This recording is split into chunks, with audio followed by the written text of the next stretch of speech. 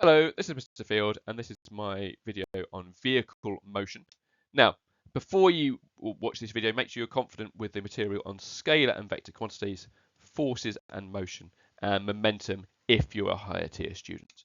Now, in this video, we're going to be looking at reaction times, stopping distance, thinking distance, braking distance, and then finally, vehicle safety.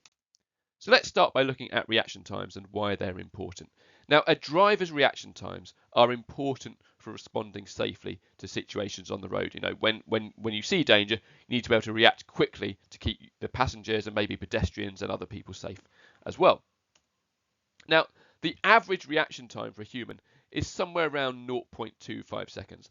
That means from when you first see, a danger situation or first see an important stimulus to when you're physically able to actually move your body and react to that, that takes most people about 0.25 seconds. Now, when we're driving, we want shorter reaction times. Shorter reaction times means quicker responses. That means we can make ourselves safe more quickly, be in danger for less time. Now, quite common in exams is to see questions around how you can measure reaction times. And a common way of measuring reaction times is called the ruler drop test. And you've probably done this in your own school science lessons. And it works something like this.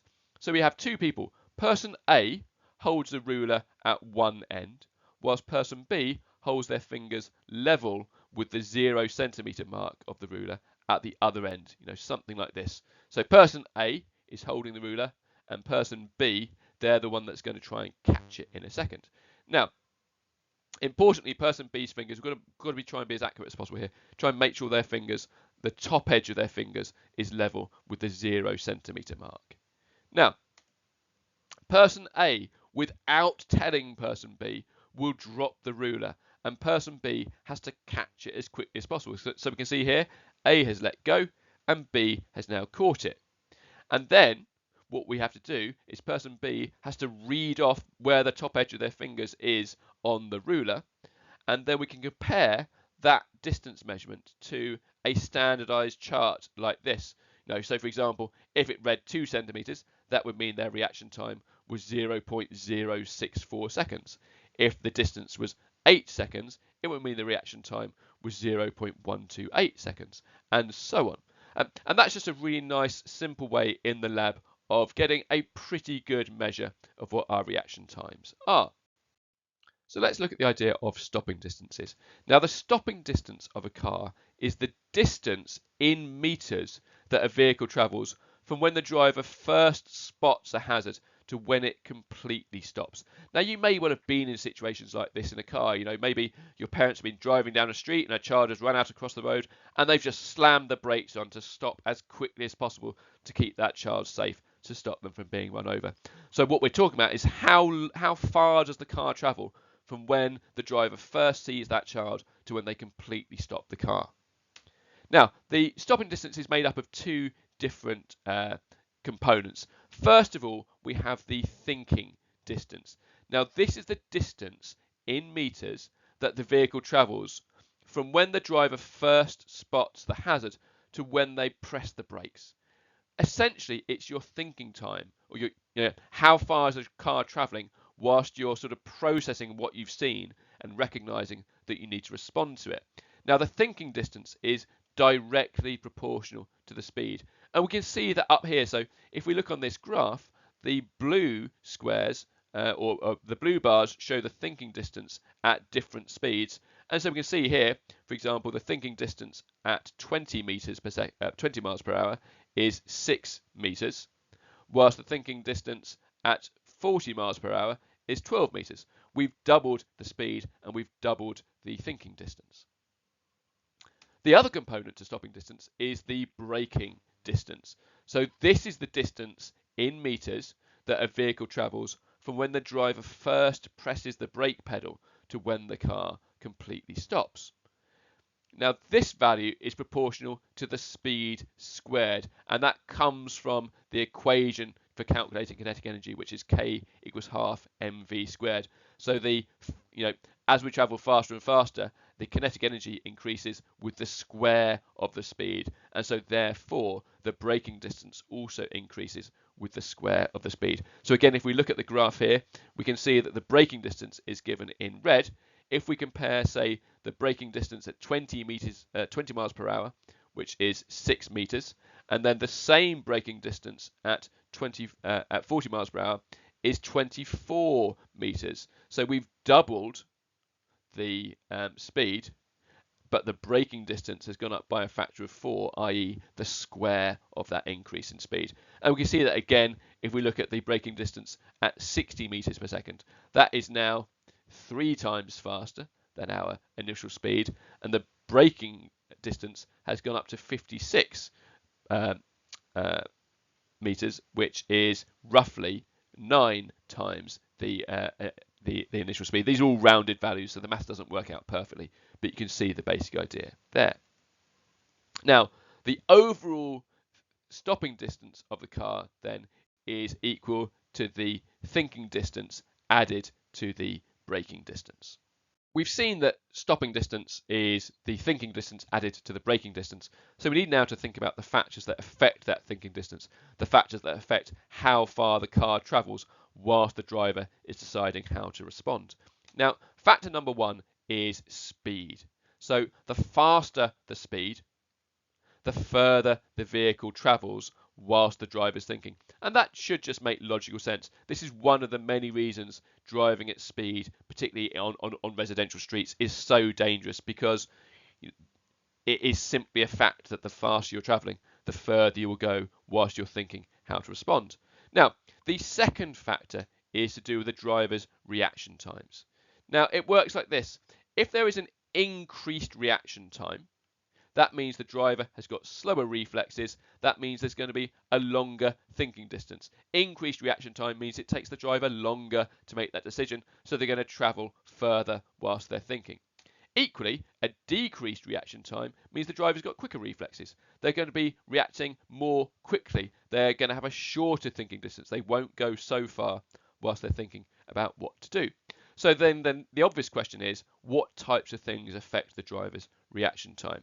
Now, so the driver's reaction time and therefore thinking distance can be increased by tiredness. If you've been on the motorway, you might see signs every now and then saying, tiredness kills and things like that. And this is why tiredness increases reaction time, so drivers don't respond as quickly as they should. Illness. We've all had that experience of, having COVID or whatever it might be, and feeling sluggish and not thinking as quickly. And that does affect how safely you can drive. Your age as well.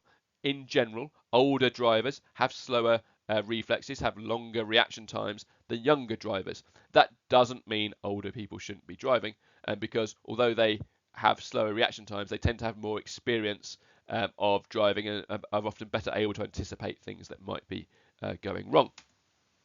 They can be influenced by distractions. Distractions are a really big problem. In fact, I got knocked off knocked off my bike by a car driver who was distracted by his daughter's squabbling in the back seat of his car. So this does happen. It's a really serious issue. The effect of alcohol. This is why we're not allowed to drink and drive. Alcohol is a depressant, so it slows down our nervous system and it increases our reaction times, and means even though we see stuff, we just can't respond as quickly and appropriately as we should do. And other drugs as well can also increase our reaction times, which is why drug driving is illegal. So what factors can affect our braking distance? Again, speed is a massive factor here. The faster the speed, the further the vehicle travels whilst the car is braking. Now, the mass of the car also matters. This is because the greater the vehicle's mass, the greater the kinetic energy stored in the vehicle, so the more work needs to be done by the brakes to stop the car, and so therefore the longer that will take. Equally, the state of the vehicle's brakes. If the brakes are worn or wearing out, they will produce less force, which means the force will need to be applied for more time in order to stop the car, so the vehicle's going to travel further. And finally, friction. Friction's a really big deal. So the friction between the tyres and the road makes a big difference. Now, friction can be reduced by having worn tyres or the presence of things like water, snow, ice, oil, or gravel on the road. This is why cars need to drive more slowly when it's wet because it's been raining, even more slowly when it's been snowing, or when there are hazards, things like gravel produced by a building site and that kind of thing, because that reduces the friction, which reduces the amount of force that can be applied to the car, which increases the distance it will travel whilst it's slowing down. Now, the final thing to look at is vehicle collisions and safety, and what kind of safety measures cars have in order to keep the occupants as safe as possible during a collision. Now, during collisions, vehicles change momentum very quickly. Now, if you did the higher tier stuff, you will have seen that large changes in momentum, or rapid change in momentum rather, produce large forces. And it's those large forces that are what is harmful in a collision. When a large enough force is applied to our body, the body gets injured, and it can get injured in ways that can be serious enough to kill us. And it's because of this equation.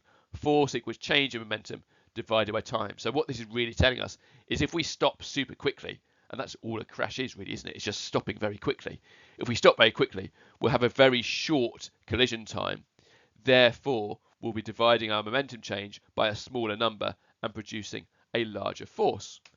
So those large forces can cause injury or death, and so cars have safety features to reduce the chance of injury or death by increasing the collision time, which decreases the size of the forces. The bigger that collision time is, the more we're dividing the momentum change by, so the smaller the force will be. So what kinds of things are those? Safety feature number one is we have seat belts. Now, seat belts feel really firm and sturdy when you pull them, but actually in a collision, they're designed to just stretch slightly, and that stretch increases the time that the collision takes. It increases the time that you're pushing against the seat belt, and so therefore that reduces the overall force that the seat belt pushes on you with, and that helps to keep you safe. All modern cars have airbags. So when you crash, the airbag erupts out of the steering wheel and out of the dashboard. And so you hit that, and when you hit the airbag, it gives way. And that giving way increases the time it takes for that collision. And that again reduces the forces involved, which reduces the chances of injury. And then finally, we've got the crumple zones on a car. You'll see how easy modern cars get kind of scrunched up, even with very low speed collisions. And that's a design feature. That's not because they're weak. That's there to keep the passengers safe. So this kind of crumpling up that you can see on the car there, that takes time, and that increases the time of the collision, which again reduces the forces involved and reduces the chances of injury and or death. Okay, so that's it, the end. As always, thank you for listening, and well done if you got this far.